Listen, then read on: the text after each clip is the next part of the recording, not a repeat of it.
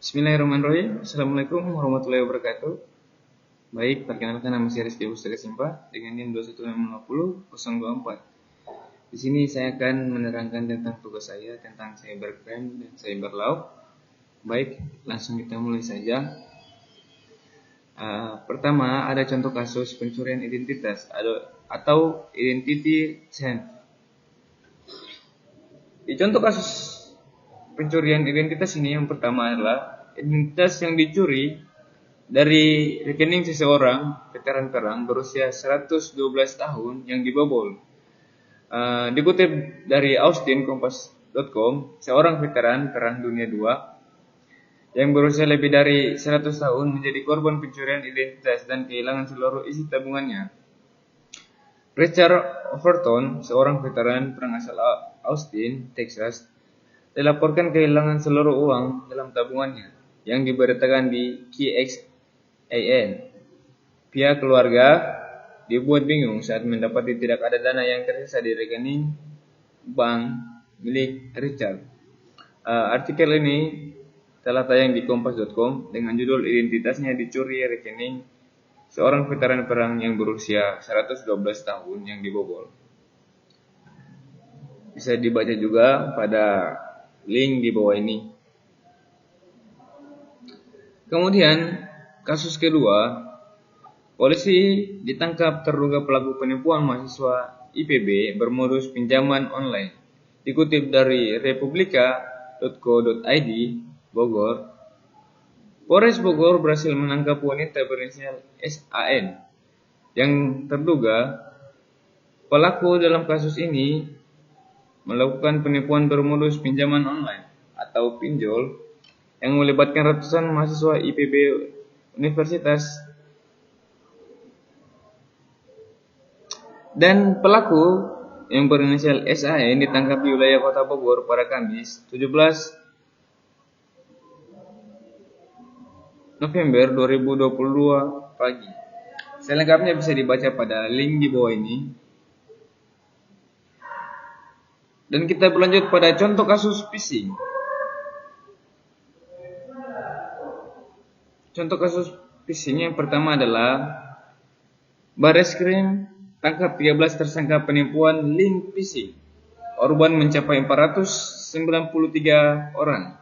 Dikutip dari Jakarta CNN Indonesia, Bareskrim Polri menangkap dan menetapkan 13 tersangka dalam kasus penipuan link phishing serta aplikasi palsu yang mengakibatkan ratusan orang merugi hingga miliaran rupiah.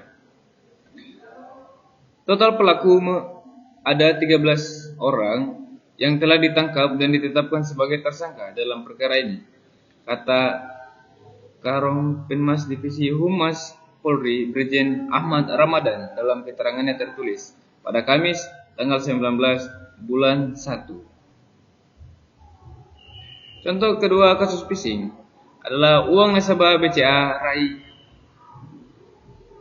135 juta. Ingat bahaya skimming dan pembajakan. Dikutip dari Jakarta CNN Indonesia, Personal Identification Number atau biasa disingkat PIN ATM merupakan sesuatu yang sangat rahasia dan sangat tidak disarankan untuk dibagikan. Sebab membagikan PIN ATM berpotensi merugikan pengguna, mulai dari skimming hingga pembajakan. Untuk selengkapnya bisa dilihat pada link di bawah ini. Kemudian kita beralih pada contoh kasus malware atau perangkat lunak yang berbahaya. Contoh kasus pertama adalah FBI berantas botnet Foxbot yang infeksi 700.000 komputer. Dikutip dari Jakarta, gabungan penegak hukum dari berbagai negara yang dipimpin oleh Federal Bureau of Investigation atau bisa disingkat FBI membongkar jaringan botnet Foxbot yang menginfeksi lebih dari 700.000 komputer di seluruh dunia. Chatbot adalah malware yang biasa menginfeksi korbannya lewat email spam yang berisi tautan ataupun berkas berbahaya. Saat korbannya mengklik atau membuka tautan yang berisi berkas tersebut, chatbot akan langsung menginfeksi komputer korban dan menjadikannya sebagai botnet. Selengkapnya bisa dilihat pada link di bawah ini. Contoh kasus kedua yaitu adalah awas aplikasi palsu Signal dan Telegram sebar malware. Pada kasus ini, para peretas telah mengembangkan taktik baru yang licik untuk memasukkan malware ke ponsel-ponsel pengguna untuk mengintip percakapan mereka. Untuk lebih jelasnya, baca juga di artikel pada link di bawah ini. Kita berlanjut pada contoh kasus ROM ransomware. Pada kasus kali ini, seorang yang mengaku terkena serangan ROM ransomware dan data karyawannya bocor. Dikutip dari artikel, Sony mengirimkan notifikasi ke sejumlah karyawan dan mantan karyawan Sony Entertainment atau bisa disingkat CIE terkait data pribadi yang bocor dalam pembobolan sistem yang terjadi Mei lalu. Untuk lebih jelasnya mungkin bisa dilihat pada link di bawah ini. Sekarang kita beralih pada contoh kasus peretasan atau hacking. Contoh kasus hacking ini banyak terjadi di seluruh dunia dan contoh kasusnya pada layar yaitu adalah dua modus hacker Hamas serbu fasilitas Israel hingga Fatah. Dikutip dari Jakarta CNN Indonesia, kelompok hacker yang diduga berbasis di Gaza, Palestina, berusaha mengacak-acak fasilitas cyber Israel hingga kelompok lainnya di Palestina, Fatah, lewat modus penyamaran. Kasus ini juga banyak menimbulkan kerugian yang mengakibatkan kelompok-kelompok yang merasa dirugikan merasa sangat resah. Untuk lebih lanjutnya, baca pada artikel berikut ini. Masih dengan kasus hacker yang sama, kasus yang kedua ini adalah polisi tangkap hacker asal Jogja yang retas server perusahaan Amerika Serikat. Dikutip dari Jakarta CNN Indonesia, polisi menangkap seorang pria berinisial BBA berusia 21 tahun dikarenakan meretas server perusahaan di Amerika Serikat. Tersangka ditangkap di Sleman, Daerah Istimewa Yogyakarta pada Jumat 18 Oktober tahun 2023. Dan lebih jelasnya mungkin bisa dilihat pada artikel di bawah ini. Sekarang kita beralih pada contoh kasus serangan DDoS atau Distributed Denial of Service. Pada kasus kali ini ada salah satu kasus yaitu adalah Twitter diduga tumbang dikarenakan DDoS bukan data scraping. Dikutip dari Jakarta CNN Indonesia atau dikutip dari inet.detik.com, layanan Twitter sempat tumbang pada Sabtu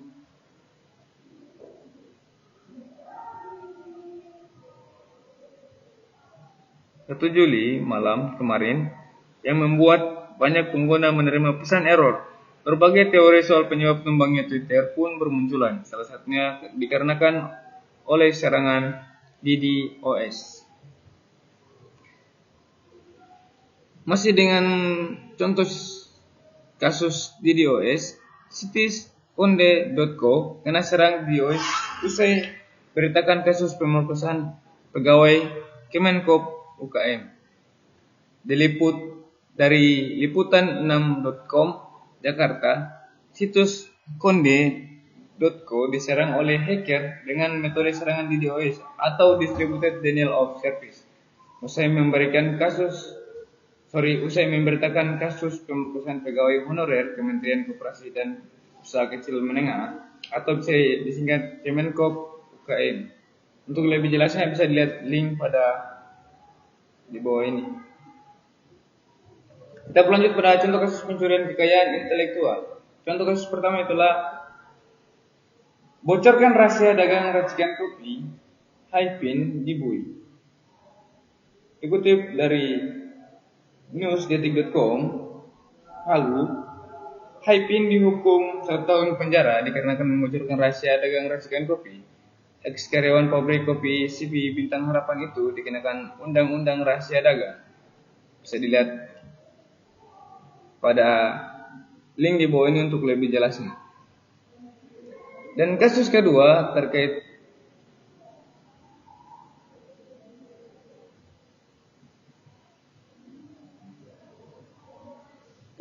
kasus pencurian kekayaan intelektual, itu adalah di Cina dituduh terus melakukan pencurian kekayaan intelektual.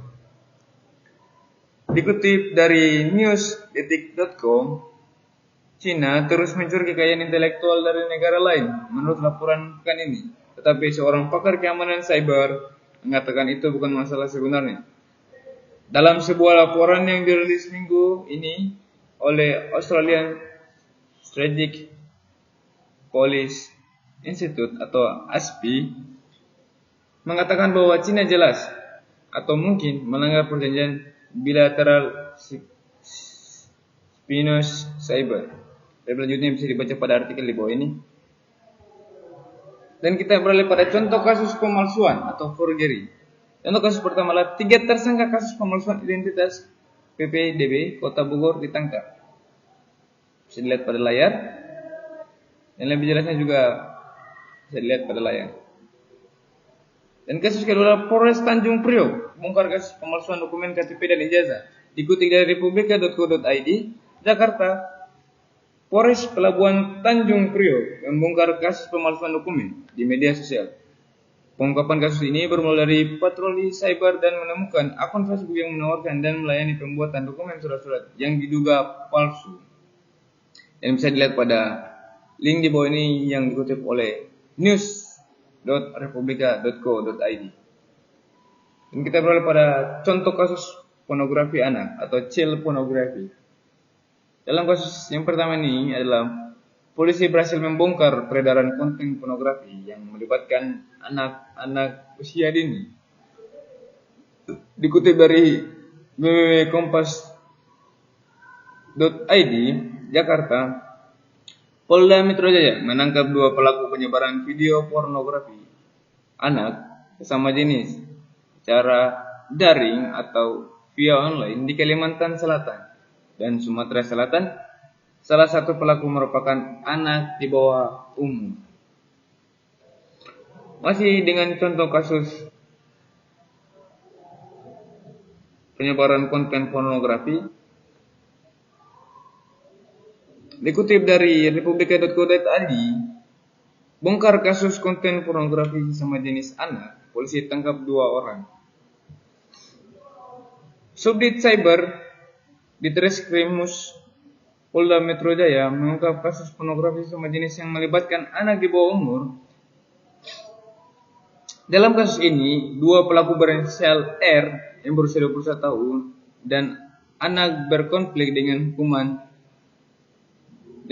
berinisial NHA 16 tahun diduga menyebarkan video dan foto asusila anak di bawah umur yang disebarkan atau diperjualbelikan di media sosial.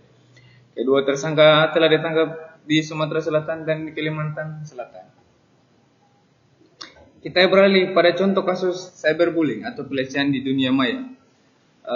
Contoh kasus ini banyak tersebar di media sosial dan di dunia maya dikarenakan pelecehan di dunia maya ini sering dan gampang terjadi.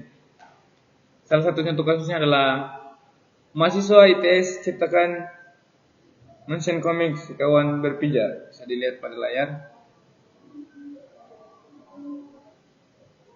Dan ada juga kasus kedua, yaitu adalah perundungan daring picu korban jiwa. Perempuan muda di Cina bunuh diri setelah dirundung warganet. Menurut keterangan, 6 bulan setelah membagikan fotonya untuk merayakan keberhasilan masuk sekolah pasca sarjana atau S2 bersama kakeknya yang berbaring di tempat tidur, Zheng Liunghua meninggal dunia. Dalam foto yang diunggah ke media sosial Cina, Xiong Wangshu, perempuan berusia 23 tahun, dengan rambut merah muda,